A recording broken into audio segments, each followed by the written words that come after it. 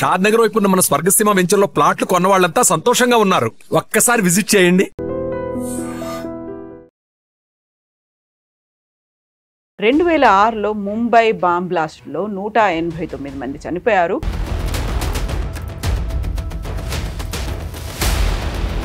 నిందితులకి కింది కోర్టు అయితే శిక్ష ఖరారు చేస్తే హైకోర్టు విడుదల చేసింది. ఇప్పుడు వాళ్ళంతా సుప్రీంకోర్టుకు వెళ్తున్నారు. 2006లో జరిగినటువంటి ముంబై బాంబ్ బ్లాస్ట్ కేసు ఏం జరుగుతుంది సుప్రీంకోర్టుకు వెళ్ళిన తర్వాత అనుకుంటున్నారు? నేను గెస్ చేయలేండి. టెర్రరిస్ట్ కోసం రాత్రి 12 గంటల కోర్టు తెరిచారు. 5 స్టార్ లాయర్లు 2-3 వెళ్ళి జడ్జి ఇంట్లో కూర్చొని ఓపెన్ చేయించారు కేసు. మీకోసం మాకోసం చేస్తారండి రాత్రి 12 గంటలకు.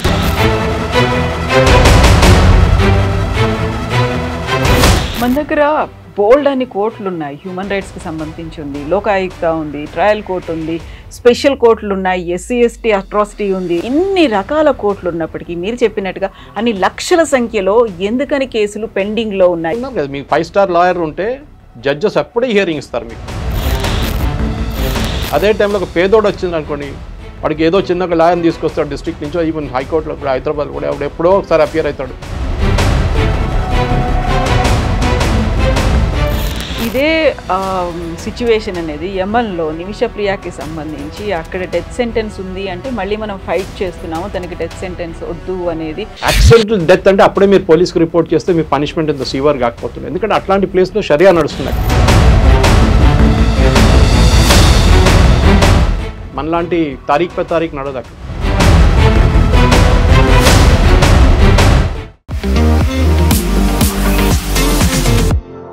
నమస్తే, నేను Kavitha. Welcome to I dream news and నిజాలు. 2006లో ముంబై బాంబ్ బ్లాస్ట్లో 189 మంది చనిపోయారు. అందులో 12 మందిని బాంబే హైకోర్టు విడుదల చేసింది. నిందితులకి కింది కోర్టు అయితే శిక్ష ఖరారు చేస్తే హైకోర్టు విడుదల చేసింది. ఇప్పుడు వాళ్ళంతా సుప్రీంకోర్టుకు వెళ్తున్నారు. యాక్చువల్గా దేశంలో న్యాయానికి సంబంధించి ఎందుకని ఇంత పెద్ద ఎత్తున చర్చ జరుగుతోంది? జస్టిస్ బీన్ కిల్డ్ అనేటువంటి మాట నినాదంగా ఎందుకు మారుతోంది? మనతో పాటుగా ఉన్నారు సీనియర్ జర్నలిస్ట్ సురేష్ కొచ్చతిల్ గారు. సార్ నమస్తే. So justice delayed is justice denied అంటారు. బట్ డిలే అయిపోయింది, డినే కూడా అయిపోయిందా ఇప్పుడు ఈ కాలంలో? 2006 అంటే మనం ఇప్పుడు 2025లో ఉన్నాం. ముంబై బాంబ్ బ్లాస్ట్లు 189 మంది చనిపోయారు. ఆ కుటుంబాలంతా ఎదురు చూసా ఇంతకాలం. అదే అంటున్నా మేడం, 20 సంవత్సరాలు అయింది. అంటే ట్రయల్ కోర్టు నుంచి హైకోర్టుకు వచ్చి హైకోర్టు తీర్పు ఇవ్వడానికి 20 సంవత్సరాలు పట్టింది. ఇప్పుడు మహారాష్ట్ర గవర్నమెంట్ దాన్ని అపీల్ చేస్తూ అంటున్నారు. అది సుప్రీంకోర్టుకి వెళ్ళింది అనుకోండి, ఇంకా 10 సంవత్సరాలు తీసుకుంటుంది. మన దగ్గర ఈ ఎన్కౌంటర్ అని మనం ఎప్పుడు వింటుంటాం, పోలీసు వాళ్ళ ఎన్కౌంటర్, నక్సలైట్ ఎన్కౌంటర్ పక్కన పెడతాం మనం. అది ఆబ్వియస్ రీజన్. ఒక నక్సలైట్ని పట్టుకొని మీరు కోర్టుకు తీసుకొస్తే ఎవరు వచ్చి ఆయన విట్నెస్గా చెప్పారు, ఎవరు ఎవిడెన్స్ ఇవ్వరు. వాళ్ళకి దాని తెలుసు, ఎక్కడో అడవిలో జరిగిన ఇన్సిడెంట్ వాళ్ళకేం తెలుసు. ఎన్కౌంటర్ అవుతుంది, అది వాళ్ళ చేతిలో వాళ్ళు దొరికితే పోలీసు వాళ్ళని చంపేస్తారు, పోలీసు వాళ్ళ చేతిలో వీళ్ళు దొరికితే వీళ్ళు చంపేస్తారు. రెండు వైపులు నడుస్తుంది. కానీ సివిలియన్ లైఫ్లో మనం ఇప్పుడు ముంబై బ్లాస్ట్ చెప్పారు మీరు, దానికన్నా ముందు అజ్మల్ కసబ్ది చూసాం మనం. అజ్మల్ కసబ్ ఇష్యూలో ప్రెషర్ ఎక్కువ ఉందని చెప్పి ఆ ట్రయల్ ఫాస్ట్ ట్రాక్ అని చేశారు అప్పుడు. ఇప్పుడు కూడా మన దగ్గర మహిళల మీద పిల్లల మీద చేసే అత్యాచారానికి ఫాస్ట్ ట్రాక్ కోర్ట్స్ పెడుతున్నారు. నాకు ఒక్క కేసు చెప్పండి ఫాస్ట్ ట్రాక్లో డిసైడ్ చేసింది. ఫస్ట్ డిసిషన్ వచ్చేస్తుంది. ముంబై కేసులో కూడా అంతే. ఇప్పుడు మన వాళ్ళ రీజన్స్ ఏం చెప్పారంటే, ఒకటి ఐడెంటిఫికేషన్ పరేడ్ కరెక్ట్గా జరగలేదు. విట్నెసెస్ని వాళ్ళ స్టేట్మెంట్ వాళ్ళు కన్ఫర్స్ చేశారు, మేమే చేసామని చెప్పి, అది మేము అంగీకరించాము. అంటే ఎవరు వచ్చి చెప్పాలండి మేము బాంబులు పెట్టామని? ఆ విట్నెస్ ఆయనే చెప్తున్నాడు, అక్యూజ్ చెప్తున్నాడు నేనే చేశాను, నేనే ఆర్డీఎక్స్ తీసుకొచ్చాను, నేనే పెట్టాను చెప్తున్నారు. పాకిస్తాన్ నుంచి కూడా 10 మంది ఉన్నారు ఆ ఛార్జ్ షీట్లో. వాళ్ళని ఏం చేస్తారు? వాళ్ళని కూడా రిహాజ్ చేశారా? అది నాకు అర్థం కాదు. అంటే వాళ్ళు కూడా ఏం చేయలేదు. పాకిస్తాన్ ఇప్పుడు ఏమంటారు చూడండి, ఇప్పుడు ఇదంతా చేపించింది ఇండియన్ గవర్నమెంటే చేపించారు, మాకు దీంట్లో ఏం సంబంధం లేదు చూడండి, మీ కోర్టే చెప్పిందని చెప్తారు. ఇప్పుడు ఇది మనం అన్ని కేసెస్ చూస్తున్నాం. దానికోసం ఎన్కౌంటర్ అనే ఒక కాన్సెప్ట్ మన దగ్గర విజిలాంటీ జస్టిస్ అంటాం మనం దాన్ని. ఇమ్మీడియట్గా ఒక తీర్పు రావాలని చెప్పి చేసిన కేసు దిశ కేసు మీకు గుర్తుంటుంది. దిశ కేసులో మీరు చూడండి, ఆమెని రేప్ చేసి మర్డర్ చేశారు ఒక అండర్ పాస్ దగ్గర. అక్కడ ఎవరు ఉండరు ఆ టైంలో. విట్నెస్ ఎక్కడి నుంచి వస్తారండి? లాస్ట్ చూసిన విట్నెస్ ఏమో టోల్ బూత్ దగ్గర చూశారు. ఇది హైకోర్టుకి వెళ్ళింది అనుకోండి, వాళ్ళు అంటారు అదేం విట్నెస్ అది కాదు, టోల్ బూత్ దగ్గర చూసారని చెప్పి చంపుతారని ఏం గ్యారంటీ ఉందని చెప్తారు. అయిపోయింది కదా కేసు. పోలీసు వాళ్ళు ఏం చేస్తారు, వాళ్ళ మీద అంత ప్రెషర్ వచ్చింది, పొలిటికల్ సైడ్ నుంచి, అక్కడ దగ్గర ఉన్న వాళ్ళ నుంచి, ఫ్యామిలీ నుంచి, అందరి మీద ప్రెషర్ వస్తే ఎన్కౌంటర్ చేసి పడేశారు. అందరికీ తెలుసు ఫేక్ ఎన్కౌంటర్. ఇప్పుడు అదే పోలీసు వాళ్ళ మీద చర్యలు నడుస్తుంది. ఆలోచించండి, ఫ్యామిలీకి ఏమో కాంపెన్సేషన్ ఇవ్వాలంటున్నారు. అంటే చంపిన మనిషి, ఆ అమ్మాయిని రేప్ చేసి చంపిన మనుషులకి కాంపెన్సేషన్ ఇవ్వాలంట గవర్నమెంట్ వాళ్ళ ఫ్యామిలీకి. అక్కడ హ్యూమన్ లైఫ్ అనేది వస్తుంది, హ్యూమన్ రైట్స్ అనేవి ఉన్నాయి. అదే అంటున్నా, దిశ వాళ్ళ ఫ్యామిలీకి హ్యూమన్ రైట్స్ లేదండి. చాలా కేసెస్ ఉన్నాయి. నిర్భయ కేసు తీసుకోండి. నిర్భయ కేసులో ఒక నిందితుడు, ఈ వాజ్ 16 కేసు జరిగినప్పుడు, అండ్ ఈ వాజ్ ద మెయిన్ అక్యూస్. దాంట్లో చంపింది ఆమెను ఆ అబ్బాయి, వాడిని ఫ్రీగా ఇచ్చేశారు. బికాస్ జూవినల్ యాక్ట్లో పనిష్ చేయలేమని చెప్పేసి. ఎక్కడికి వెళ్ళాడో తెలియదు. అరవింద్ కేజ్రీవాల్ 1 లక్ష రూపాయలు స్విమ్మింగ్ మిషన్ ఇచ్చారంట ఆయనకి.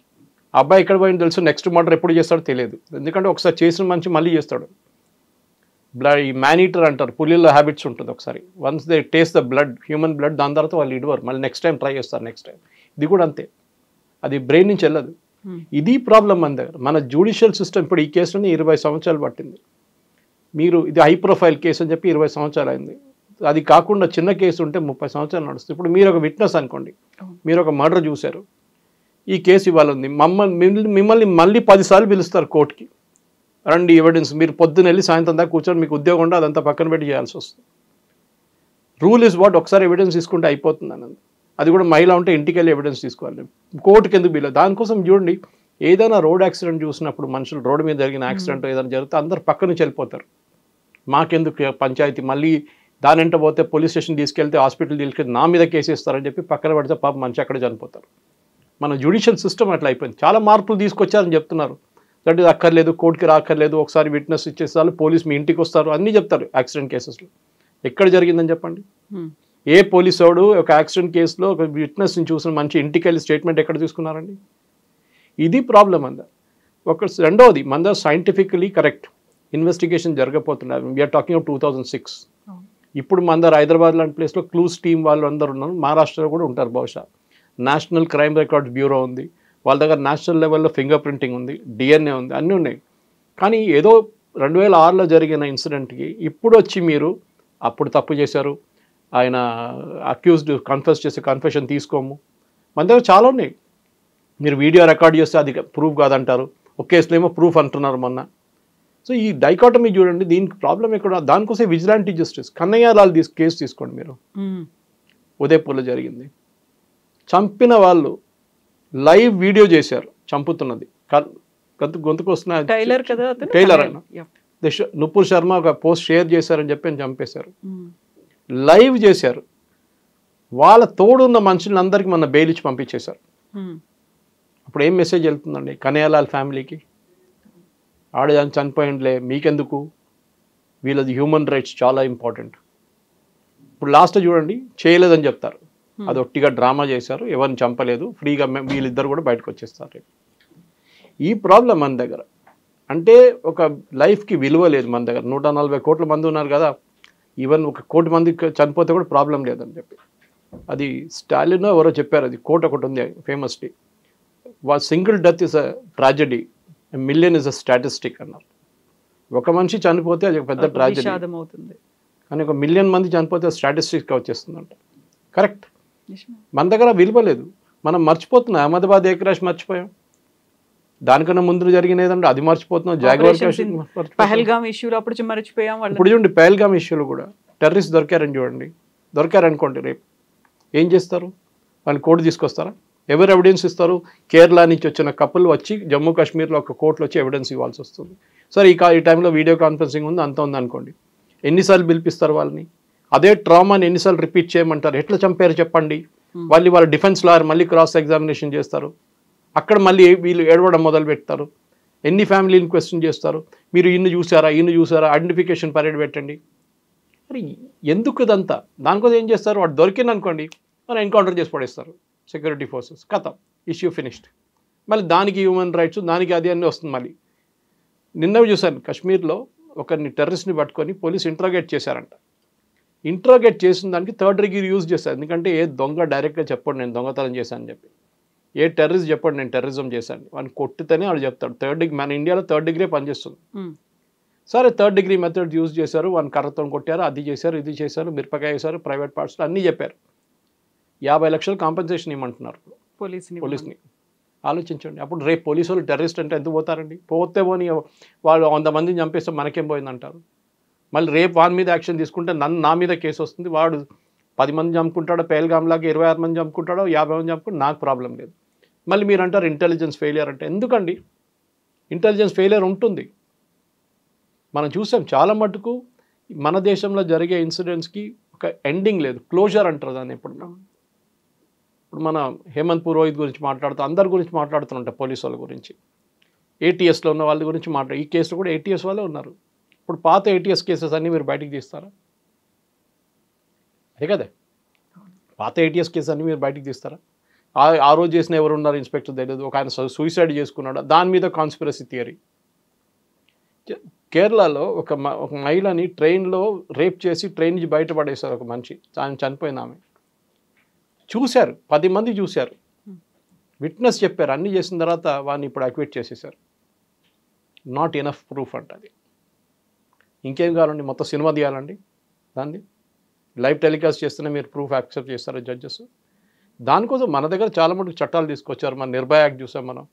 పిల్లల మీద అత్యాచారం చేసినప్పుడు పాక్సో పెట్టారు, అండర్ ఏజ్ చిల్డ్రన్ కూడా మహిళల మీద అది పెట్టారు. దాంతో ఎన్ని కన్విక్షన్స్ అయిందండి పాక్సో కింద? నాకు తెలిసిన ఒక కేసు ఉంది, మా ఇంటి దగ్గర జరిగిన కేసులో ఐ హ్యాడ్ టు ఇంటర్వ్యూ. ఎందుకంటే పోలీసు వాళ్ళతో చెప్పాల్సి వచ్చింది యాక్ట్ చేయకుంటే. బాబు వాళ్ళ ఫ్యామిలీకి ఇట్లా ప్రాబ్లం అవుతుంది, అమ్మాయి కనిపించట్లేదు ఒక 10 రోజుల నుంచి అని చెప్తే అప్పుడు పోలీసు వాళ్ళు లేచిండ్రు, బికాజ్ ఐఎమ్ ఫ్రమ్ మీడియా. లేకుంటే ఏం చేస్తారండి? మళ్ళీ యాక్ట్ చేసి వాడిని పట్టుకొచ్చారు, ఆ పోరుని పట్టుకొచ్చి అమ్మాయి దొరికింది. కావాలంటే చేయొచ్చు, కానీ పాక్సోలో ప్రాబ్లం ఏంటండి? మళ్ళీ అగైన్ ఇదే విట్నెస్.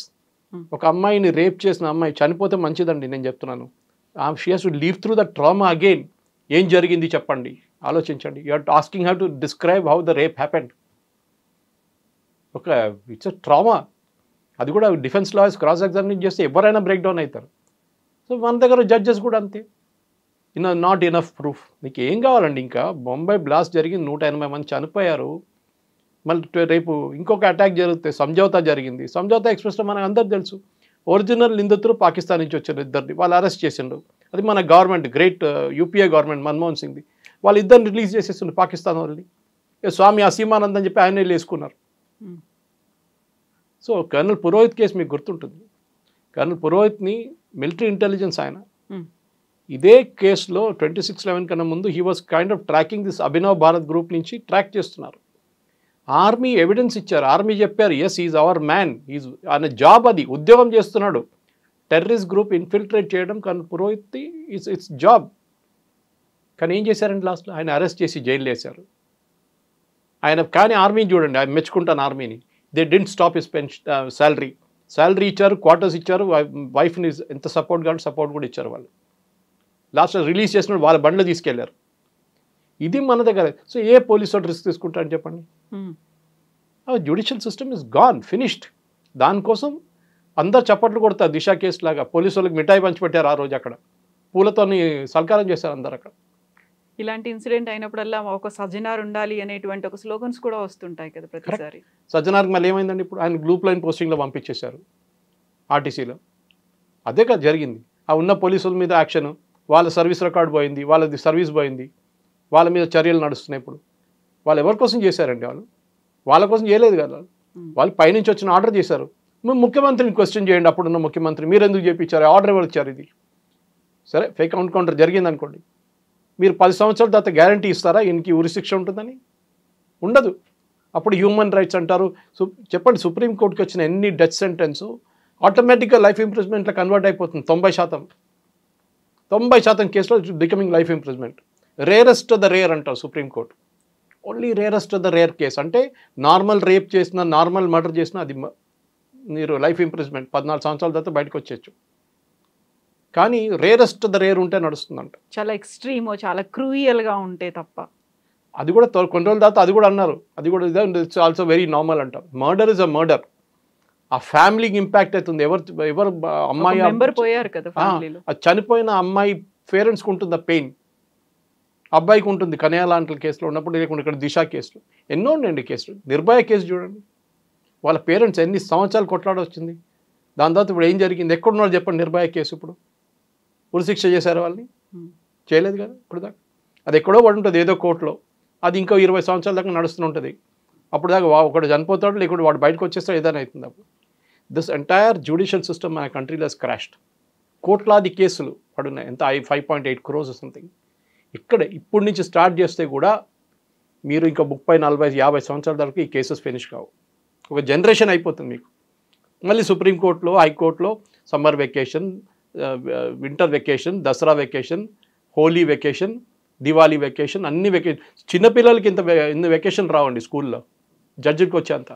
ఇప్పుడు ఏమంటారు, చంద్రచూడ్ గారు చెప్పినప్పుడు I also participated in one debate like that ఇక్కడ హైదరాబాద్లో లీగల్ ఫ్రెటర్నిటీతో. వాళ్ళు ఏం చెప్పారు, అదే మాకు కూడా బ్రేక్ కావాలి కదా, మేము కూడా మా ఫ్యామిలీని హాలిడే తీసుకెళ్ళాలి కదా. ఎవరు వద్దన్నారండి?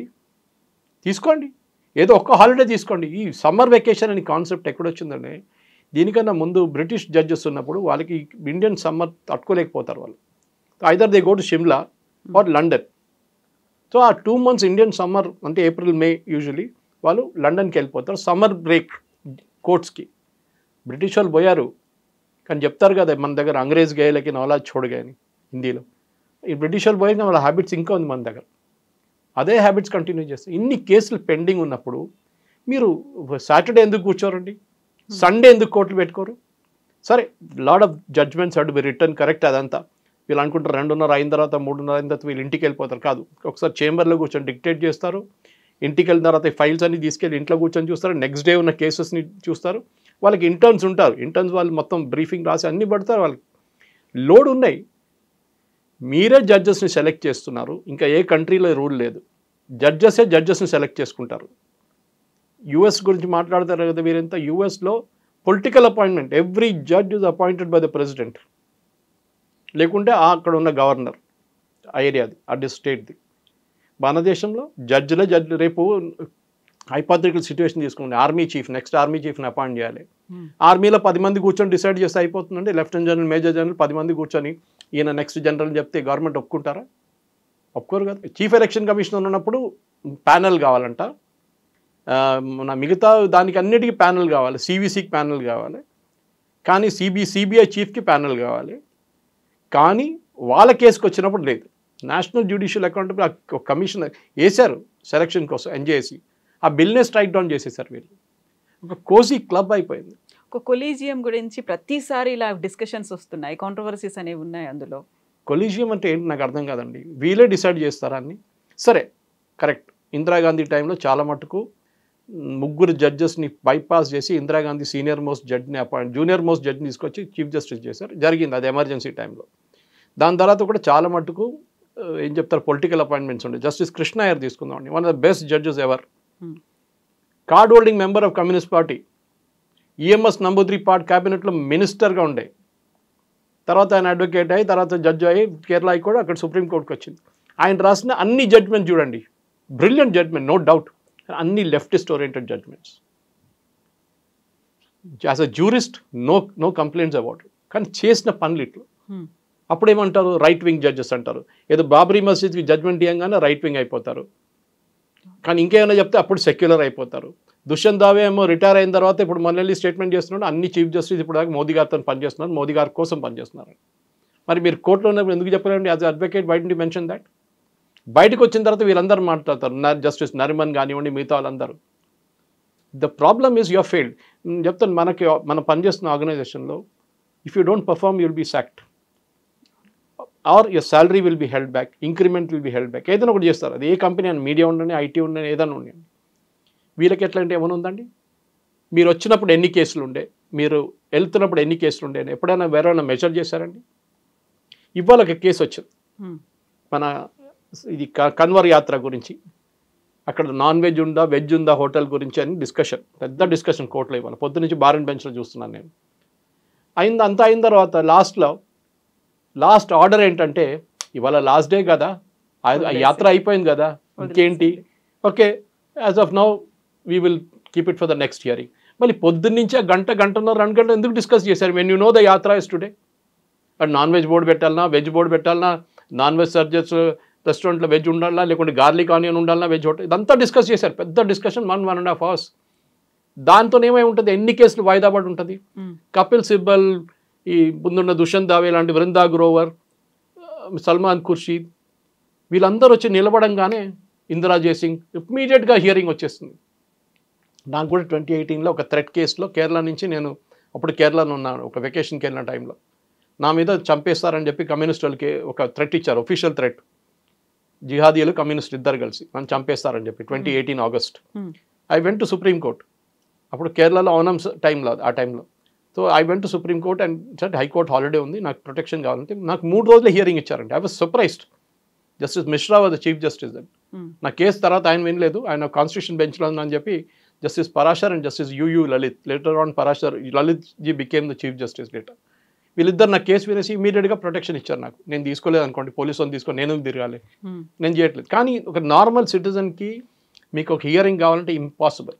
ఒక అష్యూరెన్స్ అనేది మేబీ నేను మీడియా నుంచి ఉన్నా అని చెప్పి నా మాట విన్నారేమో ఆ రోజు. ఏం లేదు, మీరు ఆలోచించండి. ఇక్కడ నుంచి ఒక మనిషి ఢిల్లీకి వెళ్తాడండి, ఒక నార్మల్ పేదోర్, స్టేట్ గవర్నమెంట్ వ్యతిరేకంగా కేసు వేసాడు, అది అప్పీల్కి వెళ్ళింది ఢిల్లీకి, మళ్ళీ సుప్రీంకోర్టుకి. స్టేట్ గవర్నమెంట్కి స్టాండింగ్ కౌన్సిల్ ఉంటుంది అక్కడ. కావాలంటే 2-3 పెద్ద లాయర్లు కూడా 40 లక్షలు 50 లక్షలు గంట సేపు ఛార్జ్ చేస్తారు, వాళ్ళని పెట్టుకుంటారు. సో కపిల్ సిబ్బల్ లాంటి వాళ్ళు. ఏమవుతుంది, ఈ పాపం పేదోడు పోతాడు, ఆయన ల్యాండ్ పోయిందో ఏదో పోయి ఉంటుంది, భూమి పోయి ఉంటుంది. ఆయన ట్రైన్లో ఇక్కడ నుంచి ఢిల్లీ దాకా వెళ్తాడు, అక్కడ ఏదో లాడ్జ్లో హోటల్లో ఉంటాడు, అక్కడ ఉన్న అడ్వకేట్కి మళ్ళీ డబ్బులు ఇచ్చేయాల్సి వస్తుంది. దాని తర్వాత ఏమవుతుంది, కోర్టు రాగానే వాయిదా పడి next hearing 6 months from now, next March, అక్టోబర్లో రాసేస్తుంది, నెక్స్ట్ మార్చ్లో హియరింగ్. అదే మంచి మళ్ళీ తిరిగి రావాలి వితౌట్ ఏ సింగిల్ హియరింగ్. ఇది ప్రాబ్లం. మన దగ్గర జ్యుడిషియరీ అనేది it's works only for the rich people. పేదోళ్ళకి జ్యుడిషియరీతో అసలు ఏ రిలీఫ్ రాదు. మీకు ఎక్సెప్షన్స్ ఉండొచ్చు, కానీ పెద్ద పెద్ద మా లాయర్స్ 5-star లాయర్స్ వస్తే మీకు ఇమీడియట్ హియరింగ్ వచ్చేస్తుంది, మీకు ఏం కావాలంటే జడ్జ్మెంట్ వచ్చేస్తుంది, ఏం కావాలంటే వస్తుంది. అదే టైంలో నేను బెట్ కడుతున్నా అండి, సుప్రీంకోర్టులో ఎన్నో లక్షల కేసులు ఉంటాయి, దాని హియరింగ్ కూడా స్టార్ట్ కాలేదు, లిస్టింగ్ కూడా చేయలేదు. 100,000 కేసులు ఉంటాయి లిస్టింగ్ చేయని కేసులు. అది నేను చెప్తా. సో ఈ ముంబై కేసు అని ఒక ఐసోలేషన్ చూడకూడదు మనం. ఇది part of the bigger picture. నేను చెప్పుకుంటూ పోతే ఒక 30 కేసులు ఇక్కడ డిస్కస్ చేసుకోవచ్చు మనం, ఫర్ విచ్ ఇన్నసెంట్ విక్టిమ్స్, చనిపోయిన వాళ్ళు అమ్మాయిలు అబ్బాయిలు చిన్న పిల్లల్ని చంపేశారు, వాళ్ళని ఫ్రీగా ఇచ్చేశారు. ఐదర్ చేసే మెంటలీ నాట్ ఫిట్, లేకుంటే ప్రూఫ్ లేదు, ఏది 10 సంవత్సరాల తర్వాత ప్రూఫ్ లేదంటారు. జరిగిన టైంలో అందరు కోపం వచ్చి అని చంపారా అంటారు. అప్పుడు దానికోసం విజిలాంటీ జస్టిస్ నడుస్తుంది. ఇప్పుడు దొరికితే అప్పుడే చంపేస్తున్నారు పోలీసు వాళ్ళు. యూపీలో చూస్తున్నాం మనం. మళ్ళీ అటు దొరకడు మీకు. ఇది ప్రాబ్లం. ఇప్పుడు ఇదే సిచ్యువేషన్ అనేది యమన్లో నిమిషప్రియకి సంబంధించి అక్కడ డెత్ సెంటెన్స్ ఉంది అంటే మళ్ళీ మనం ఫైట్ చేస్తున్నాము, తనకి డెత్ సెంటెన్స్ వద్దు అనేది, ఆవిడని సేఫ్గా తీసుకురావాలి అనేది. సో ఇలాంటి కాంట్రాస్ట్ అనేది కనిపిస్తోంది కదా, దేశాలకి మధ్యలో ఉంది, రాష్ట్రాల మధ్యలో కనిపిస్తోంది, మన ఒపీనియన్స్లో డిఫరెన్స్ అనేది ఉంది. ఓవరాల్గా జ్యుడిషియరీ సిస్టమ్, ఇప్పుడు భారతీయ న్యాయ సంహిత వచ్చిన తర్వాత వచ్చినటువంటి మార్పులు ఏంటండి? బిఎన్ఎస్ అనేది ఐపీసీ నుంచి చాలా మటుకు మార్పులు తీసుకొచ్చారు. ఎందుకంటే అప్పుడున్న పాత సిస్టమ్ నుంచి ఐపీసీ బ్రిటిష్ వాళ్ళ టైం నుంచి వచ్చింది. దాంట్లో యాజ్ పర్ లేటెస్ట్ దాని ప్రకారం ఎవిడెన్స్ యాక్ట్ కానివ్వండి మిగతా అన్ని చాలా మటుకు మార్పులు వచ్చినాయి. అది డిస్కస్ చేయాలంటే మనం ఇంకో ప్రోగ్రామ్కి వెళ్ళి నిమిషప్రియ కేసు తీసుకుందాం. అదే టైంలో కేరళలో ఇద్దరు అమ్మాయిలు వాళ్ళ హస్బెండ్స్ని పాయిజన్ ఇచ్చి చంపారు. Different cases. అది వాళ్ళ హెరాస్మెంట్ అంటున్నారు, అది అంటున్నారు, ఇది అంటున్నారు. కొన్ని కేసులు అయితే మనం చూస్తున్నాం, లవర్ని తీసుకొచ్చి హస్బెండ్ని చంపేస్తున్నారు. ఇదంతా నడుస్తుంది. అది ఇక్కడ కూడా జరిగింది మన హైదరాబాద్లో కూడా. సో ఆ కేసులో వాళ్ళేమో కేరళలో ఆ టైంలో అందరు కలిసి అమ్మాయికి డెత్ బై హ్యాంగింగ్ ఉరిశిక్ష ఇవ్వాల్సిందని చెప్పి ప్రొటెస్ట్ చేశారు. ఇప్పుడు నిమిషప్రియ కేసు వచ్చి శ్రీజిత్ పనికర్ అని చెప్పి వెరీ పాపులర్ కాలమినిస్ట్ ఇన్ కేరళ, ఆయన ఒక వీడియో చేశారు. ఈ అమ్మాయి ఏం చేసిందని అడిగారు. ఆ అమ్మాయి ఈయనని పాస్పోర్ట్ గుంజుకోవాలని చెప్పి ఆయన దగ్గర నుంచి ఆయన్ని ఇంజెక్షన్ ఇచ్చారు, sedative. But he is a drug addict, Talal అని చెప్పి. అలా పార్ట్నర్, బిజినెస్ పార్ట్నర్, ఆయన పేరు మీద క్లినిక్ నడుస్తుంది అక్కడ. ఆయనకి ఈ was not going in to sedative. అప్పుడు ఎక్సెస్ డోస్ ఇచ్చింది, ఈ కొలాప్స్ చేసిన తర్వాత ఏం చేశారు, ఫస్ట్ బాడీని తీసుకెళ్ళి ఎక్కడైనా పడేద్దాం అనుకున్నారు, కాలేదు. తర్వాత బాడీని 140 పీసులుగా ముక్కలు చేశారు, చేసి ఒక వాటర్ ట్యాంక్లో. అంటే your motive is very clear. Accidental death అంటే అప్పుడే మీరు పోలీస్కి రిపోర్ట్ చేస్తే మీ పనిష్మెంట్ ఇంత సివియర్ కాకపోతుంది. ఎందుకంటే అట్లాంటి ప్లేస్లో షరియా నడుస్తుంది అక్కడ, మనలాంటి తారీఖు పై తారీఖు నడదు అక్కడ. సో అట్లా జరిగింది. సో నిమిషప్రియ కేసులో అక్కడ జరిగింది, యమన్లో జరిగింది, ఆమెను తీసుకురావాలి, బ్లడ్ మనీ ఇస్తాం, అది ఇస్తామని చెప్తే correct, you have a point there. But అదే కేసు ఇండియాలో జరిగింది అనుకోండి, లేకుంటే ఒక ఇండియన్తో జరిగింది అనుకోండి, ఒక యమని ఇండియన్ చంపినప్పుడు మీరేమంటారు అప్పుడు? వద్దు అని చంపాలని, డెఫినెట్ డెత్ బై హ్యాంగింగ్ ఉండాలని చెప్పేసి అప్పుడు మార్చేస్తారు. సరే, పబ్లిక్ సింపతి అని ఉండాలి, హ్యూమన్ లైఫ్కి ఒక వాల్యూ ఉంటుంది, కరెక్టే. కానీ చేసిన దానికి కూడా అందరికీ it's equal footing. So Nimishapriya కేసుని పక్కన పెడితే మన దగ్గర ఉన్న కేసుల గురించి తీద్దాం. ఒక వైట్ పేపర్ పబ్లిష్ చేయాలి. ఎన్ని కేసులు పర్ స్టేట్, పాక్సో కింద ఎంత ఉంది, నిర్భయ కింద ఎంత ఉంది, మిగతా ఐపీసీ సెక్షన్, ఇప్పుడు బిఎన్ఎస్ సెక్షన్ ప్రకారం ఎక్కడ ఉన్నాయి, స్పెషలీ రేప్ అండ్ మర్డర్ తీసుకురండి. మనం చూస్తున్న కల్కటాలో జరిగింది, మన రేప్ అండ్ మర్డర్ జరిగింది, ఒడిశాలో జరిగింది suicide and rape and suicide. ఎక్కడండి? సుప్రీంకోర్టు చెప్తున్నారు ఇవాళ, కాలేజెస్లో చాలా సూసైడ్లు అవుతున్నాయి. Yes, because you don't have a proper counselling system. మీ ప్రొఫెసర్స్ మీద కంట్రోల్ లేకుండా ఉండొచ్చు, మీకు హెచ్ఓడి కంట్రోల్ లేదు మీకు. సో డెఫినెట్గా జరుగుతుంది. కానీ పిల్లల్ని కౌన్సిల్ చేసే ఎవరు ఉన్నారు? ఎంతమంది కౌన్సిల్ చేస్తారు?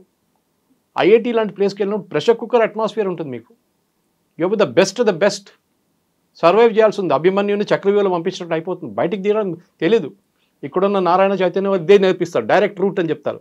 అంతా బయటికి రావాలంటే ఎవరికి తెలియదు. కోచింగ్ ఇన్స్టిట్యూట్ వాళ్ళు చెప్పారు ఎప్పుడు మీకు.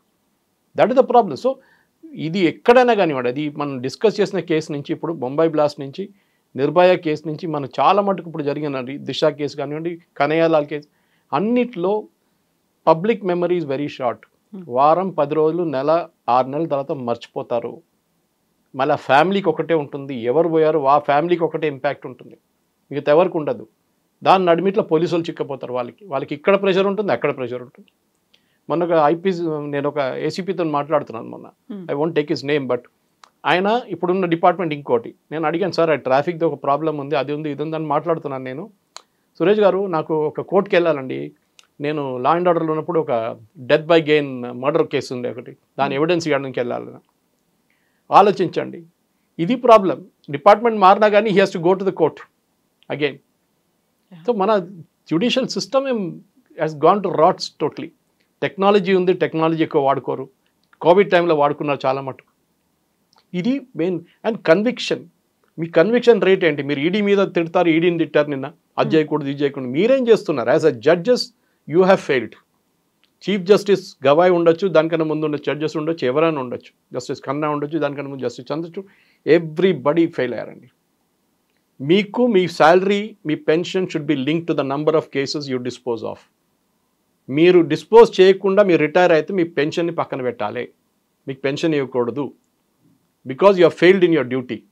మీ డ్యూటీ ఏంటి? To deliver justice quickly. మీరు చెప్పిన starting of the debate use that sentence, justice delayed is justice denied అని. That is the basic problem with Indian judicial system. And justice delayed is justice denied and justice has failed in India.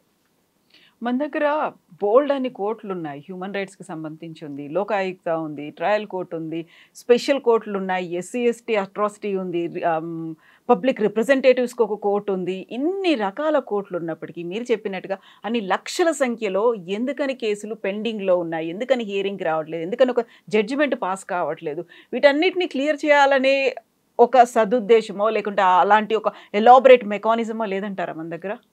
నిన్న ఒక case జరిగిందండి సుప్రీంకోర్టులో, ED case ఒకటి, ఇంకోటి కల్కటాలో ఒక PIL వేశారు మమతా బెనర్జీ వ్యతిరేకంగా, మూడోదేమో తేజస్వి సూర్య and Karnataka state.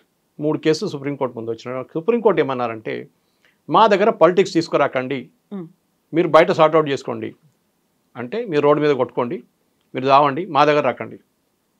Okay fine, మళ్ళీ కోర్టులో ఎందుకండి? మళ్ళీ అందరు అట్లనే చేసుకుంటారు, నువ్వు నన్ను కొట్టావు, నేను నిన్ను కొడతాను, కోర్టు మళ్ళీ అక్కర్లేదు కదా.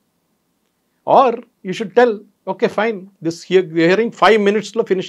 యుఎస్ సుప్రీంకోర్టు చూడండి, అందరు నామినేటెడ్ పొలిటికల్, బుష్ టైం నుంచి నామినేట్ చేసిన వాళ్ళు ఉన్నారు, క్లింటన్ టైము, దాని తర్వాత మన ట్రంప్ వచ్చిన తర్వాత మళ్ళీ బైడెన్ తర్వాత ట్రంప్, అందరు judges been appointed by somebody or the other. కానీ వాళ్ళు ఒక కేసు వాళ్ళ దగ్గర వస్తే వితిన్ 3 days 4 days వాళ్ళు దాన్ని డిస్పోజ్ చేసిస్తారు. ఇన్ని maximum you can argue only for so much time. మన దగ్గర పాత సినిమా డైలాగ్ లాగా తారీఖు పై తారీఖులో ఎంత పోస్ట్పోన్ అయితే అంత మంచిది అని చెప్పి కొంత లాయర్లు అనుకుంటారు, అందరు కాదు, సమ్ లాయర్స్. ఎందుకంటే వాళ్ళ క్లయింట్స్ మళ్ళీ ఫీజు దొరుకుతుందని అది ఉంటుంది. కానీ some people are brilliant, I know that personally, నాకు తెలుసు చాలామంది lawyers dedicated to the cause. కానీ ఇప్పుడు సుప్రీంకోర్టు అంటున్నారు, హైకోర్టు అంటున్నారు, పోలీసు వాళ్ళు అంటున్నారు, మీరెందుకు ల్యాండ్ డిస్ప్యూట్స్లో వెళ్తున్నారు, మీరెందుకు పర్సనల్ మ్యాటర్స్లో ఇంటర్ఫియర్ అవుతున్నారు, మళ్ళీ మీరెందుకండి? సుప్రీంకోర్టులో ఇవాళ ఒక డివోర్స్ కేసు వచ్చిందండి, ఆమెమో BMW అడిగిందంట, అల్యూమినియకి ₹1,00,00,000 కావాలని చెప్పిందంట నెలకి, ఎందుకంటే that husband is a rich fellow. సుప్రీంకోర్టులో నడుస్తుందండి డివోర్స్ కేసులు. ఎన్నో ఇంపార్టెంట్ కేసు పడున్నప్పుడు ఇదంతా పక్కన పెట్టి ఫ్యామిలీ కోర్టు పంపించకుండా ఇది ఇక్కడ నడిపిస్తున్నారు. This is the problem. ఒక మిస్ప్లేస్ ప్రయారిటీస్ అంటాం మనం. ఎనుక వెళ్ళిపోయిన తోకను పట్టుకొని ఊగుతున్నారు ఇక్కడ మన దగ్గర. మళ్ళీ సడన్ గా లంచ్ మోషన్ పిటిషన్లు అనేవి వస్తాయి, అప్పటికప్పుడు వచ్చేస్తూ ఉంటాయి. అది ఉన్నారు కదా, మీకు 5 స్టార్ లాయర్ ఉంటే జడ్జెస్ అప్పుడే హియరింగ్ ఇస్తారు మీకు. అదే టైంలో ఒక పేదోడు వచ్చింది అనుకోండి, వాడికి ఏదో చిన్న ఒక లాయర్ని తీసుకొస్తాడు డిస్ట్రిక్ట్ నుంచో, ఈవెన్ హైకోర్టులో కూడా హైదరాబాద్ కూడా ఎవడు ఎప్పుడో ఒకసారి అపియర్ అవుతాడు, వాడిని తీసుకొస్తే పక్కన పడేస్తారు. హే నడు, ఇది ఇంపార్టెంట్, కపిల్ సిబ్బల్ వచ్చిండు, ఆయన ఇంపార్టెంట్ మాకు. ఇది ప్రాబ్లం. సో వీళ్ళు 40 లక్షలు 30 లక్షలు ఛార్జ్ చేస్తారు పర్ హియరింగ్ కపిల్ సిబ్బల్ అంటారు. ఎందుకంటే వాళ్ళకి ఇన్ఫ్లుయెన్స్ ఉంది వాళ్ళ జడ్జెస్ మీద. నేను చెప్తున్నాను, I making open accusation. Listing నుంచి అన్నింటిలో వాళ్ళకు చెప్పండి, లేకుంటే how are they getting immediate hearings? దాంట్లో ఎంత ఇంపార్టెంట్ ఏముంది? మన ఉదయపూర్ ఫైల్ సినిమా వచ్చిందండి రిలీజ్ గురించి. ఏం చెప్పారు? First they told the central government, you decide, మీరు డిసైడ్ చేయండి, కమిటీని పెట్టి డిసైడ్ చేయండి ఏమైంది. కమిటీ మీట్ చేసి సినిమా చూసారండి. చూసిన తర్వాత మూడో 4 చేంజెస్ చెప్పారు. వీళ్ళు ప్రొడ్యూసర్స్ చేస్తా అని చెప్పారు. సుప్రీంకోర్టు ఏం చేశారు? స్టే చేశారు. మళ్ళీ మీరు చెప్పిన దానే మీరు వ్యతిరేకిస్తున్నారు. మళ్ళీ అదే టైంలో సినిమా చూడడానికి ఎవరికి పంపించారు? సినిమా జడ్జెస్ చూసుకొని చూడాలి కదా, వాళ్ళ మీద ముందు వచ్చిన కేసు కదా. కపిల్ సిబ్బల్కి చూపించారు కేసు. ద పెటిషనర్ ఆయన అడ్వకేట్ చూపించి ఆయన అంటారు, ఆ సినిమా చూస్తే నాకు ఏడుపు వచ్చేస్తుంది, ఏంటి ముస్లిమ్స్ మీద ఎంత జరుగుతున్నారో అది ఇది ఆరోపణలు చేస్తున్నారు. జడ్జెస్ చూసారా? చూడలేదు. మీరు చూడకుండా how are you delivering a judgement on a case? That is the problem. So ఒకసారి మీరు సెంట్రల్ గవర్నమెంట్ చెప్పినప్పుడు మీరే చెప్పారు కదా, if you want to watch a movie watch it, otherwise don't watch it అని మీ డైలాగ్ కొట్టింది ఇదే సుప్రీంకోర్టు. మళ్ళీ ఇప్పుడు ఏమైందండి? ఒక కేసుకి వచ్చినాడు ఒకటి, ఇంకో కేసు నుంచి ఇంకోటి. ఇదే అర్థం కావట్లేదు. ఎందుకు ఇదే సోషల్ మీడియాలో కూడా నడుస్తుంది. మీకు తెలుసు, మోదీ గారిని విపరీతంగా కార్టూన్లతో అన్నింటిలో తిడుతున్న మనుషులు చాలామంది అన్న. ఐఎన్సీ కేరళ అని చెప్పి ఒక ట్విట్టర్ హ్యాండిల్ ఉంది, అన్నిటికంటే ఘోరం. Even today I'm surprised, A state government కూడా, బీజేపీ గవర్నమెంట్ కూడా వాళ్ళ మీద కేసులు వేయలేదు. మొన్న 2 కేసులు వచ్చాయి సుప్రీంకోర్టు మీద, మోదీ గారు ఆర్ఎస్ఎస్ గురించి కార్టూన్ వేసా అని చెప్పేసి. ప్రెసిడెంట్ ఉందా దానికి చెప్పాలి కదా, ఇట్లాంటి కార్టూన్స్ ఇంకొస్తే అందరు జైలు వేసేస్తారని చెప్పండి, అది చెప్పారు సుప్రీంకోర్టు. ఇది ప్రాబ్లం. సో ఎవరికి భయం లేదండి. కోర్టు అంటే అసలు భయమే లేదు, పోలీసు వాళ్ళు ఉంటే కూడా భయం లేదు. అది ప్రాబ్లం వచ్చేసి మన దగ్గర. ఎందుకంటే మీ దగ్గర మంచి స్మార్ట్గా లాయర్ని ఉంటే వాడు చూసుకుంటాడు, ఏ టెన్షన్ లేదు మీకు. చూడండి హైదరాబాద్లో కూడా ఎన్నో ల్యాండ్ డిస్ప్యూట్లు, రెండు మర్డర్ కేసు జరిగినాయి మొన్న. ఇదంతా నడుస్తుంది ఎందుకంటే ఒక లా అనేది భయం లేదు. ఇప్పుడు యూఎస్ అదే మంచి, యూఎస్కి వెళ్ళినప్పుడు వీల్ ఫాలో ఆల్ లాస్ స్ట్రిక్ట్గా. దుబాయ్కి వెళ్ళినప్పుడు ఇంకా స్ట్రిక్ట్గా ఉంటుంది. ఇక్కడ భారతదేశంలో సబ్కు చల్తాయి అన్నమాట. ఎందుకంటే మన judicial system has fail totally top to bottom. ఎందుకంటే మనం ఎప్పుడు సుప్రీంకోర్టు గురించి మాట్లాడతాం, కానీ లోవర్ కోర్టులో చూడండి, అక్కడే మ్యాక్సిమం కేసెస్ ఉంటాయి మీకు. మున్సిపల్ కోర్టులో కానివ్వండి, డిస్ట్రిక్ట్ కోర్టులో, అక్కడ ఎవరు చూసుకుంటాడు? ఎవరు చూసుకోండి. ఆ బిల్డింగ్లు చూస్తేనే మనకు బాధ అనిపిస్తుంది ఒకసారి. నేను ఎన్నోసార్లు సికింద్రాబాద్ కోర్టుకి వెళ్ళాను, మా బొలారం అయ్యప్ప టెంపుల్ కేసు గురించి వెళ్తున్నప్పుడు ల్యాండ్ డిస్ప్యూట్లో. ఎప్పుడైనా పొద్దున్న వచ్చి వస్తే 140-150 కేసెస్ ఉంటాయండి ఆ రోజు హియరింగ్లో. దాంట్లో 100 కేసెస్ నెక్స్ట్ డేట్కి పెండింగ్ పెట్టేస్తారు. ఎందుకంటే లాయర్ లేరు, ఆ లాయర్ లేరు, ఈ లాయర్ లేరు, పెండింగ్ నెక్స్ట్ డేట్. మిగతా అంతా పాస్ ఓవర్, తర్వాత చూసుకుందాం ఈవినింగ్. తర్వాత ఫైనల్ వింటారు ఎప్పుడు జడ్జి గారు? 2 గంటలకు 3 గంటలకు వింటారు. వాళ్ళ మీద కూడా లోడ్ ఉంది, లేదని చెప్పట్లేదు. కానీ there has to be a system. Either you increase the number of judges, or use technology, or use arbitration. మీరు లోకాయుక్త వాడుకోండి ఇంకా ఎక్కువ. చిన్న కేసు సుప్రీంకోర్టు తీసుకోరు, యూఎస్ సుప్రీంకోర్టు చూసుకొని నేర్చుకోవాలి. Leave it to the high court, అక్కడ ఆగి ఆపేసేయండి మొత్తం. మ్యాక్సిమం హియరింగ్స్ అక్కడే ఉంటుంది, దాని తర్వాత నెక్స్ట్ హియరింగ్ లేదు. ఇక్కడ అన్నీ అయిపోయిన తర్వాత మళ్ళీ కోర్టు అక్కడ దాకా వెళ్తుంది, మళ్ళీ అక్కడ పెండింగ్ పడిపోతుంది. 2006లో జరిగినటువంటి ముంబై బాంబ్ బ్లాస్ట్ కేసు ఏం జరుగుతుంది సుప్రీంకోర్టుకి వెళ్ళిన తర్వాత అనుకుంటున్నారు? నేను గెస్ చేయలేండి, but my going by previous experience supreme court ఇది స్టే చేయరు. ఎందుకంటే టెర్రర్ కేసెస్లో మనం చాలా మటుకు చూసాం, సుప్రీంకోర్టు చాలా లీనియంట్గా ఉంది టెర్రర్ కేసెస్లో. అది మిడ్ నైట్ హియరింగ్, మీకు గుర్తుంటుంది, ఒక టెర్రరిస్ట్ కోసం రాత్రి 12 గంటలకు కోర్టు తెరిచారు. ఆలోచించండి, సుప్రీంకోర్టు, అది కూడా మన 5 స్టార్ లాయర్లు 2-3 వెళ్ళి జడ్జి ఇంట్లో కూర్చొని ఓపెన్ చేయించారు కేసు. మీకోసం మాకోసం చేస్తారండి రాత్రి 12 గంటలకు? This is the problem. ఇది ఇక్కడే, ఈ law is not equal for everybody. ఎవరో అన్నారు law is everybody is equal in front of the law అని. కన్ను మూసుకుందంట ఆమె. జస్టిస్ సేమ్ ఫర్ ఎవరి కాదు.